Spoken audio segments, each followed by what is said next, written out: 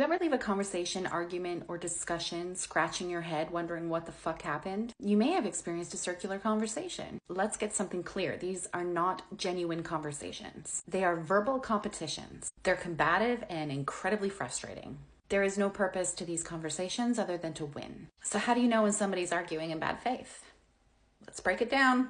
If you're new to my page, my name is Jackie and I'm giving real examples of emotional abuse tactics so that you can spot them in your relationships. When people have an argument or a discussion in good faith, both parties are operating from the place of respecting each other's autonomy, with an understanding that everybody is entitled to their own ideas and opinions. There's a genuine desire to understand alternative perspectives, and they genuinely wish to do no harm.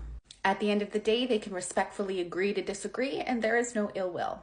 But with bad faith arguments, there is no intent to understand. There is a hidden agenda to dominate the conversation, to win the argument, or to coerce someone into compliance. These arguments have many names: bad faith arguments, circular conversations, word salad, but the goal always remains the same. Good faith arguments lean on persuasion. Bad faith arguments lean on intimidation, coercion, belittling, or berating. So what are some signs that you've entered into a circular conversation? Logic is completely lost, and most people can identify it. And that's because they use logical fallacies to support their arguments. They use ad hominem attacks, where they attack the person and not the argument.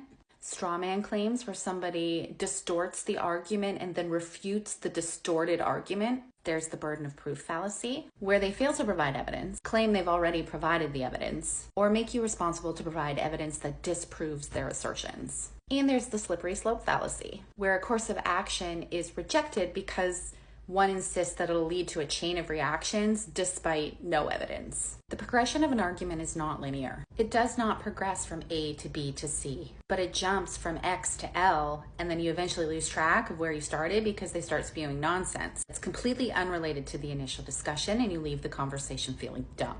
You end up teaching a grown-up basic conversation and emotion skills, like how to speak to each other kindly, how to empathize, or even the definition of basic words. And finally, despite repeated evidence that disproves their claims, they fail to change their stance and they just continue to double down. All of these things indicate that a person is arguing in bad faith, have no desire for meaningful conversation that contributes to growth, expansion, or learning, but they're simply looking to uphold their faulty belief systems that justify their behavior. I personally think it's pretty easy to tell when a conversation is going to be in bad faith right off the top, because usually the first thing that is said stems from some form of cognitive distortion, an overgeneralization, a jumping to conclusion, or making an assumption that completely lacks empathy and makes you twist your head a little sideways.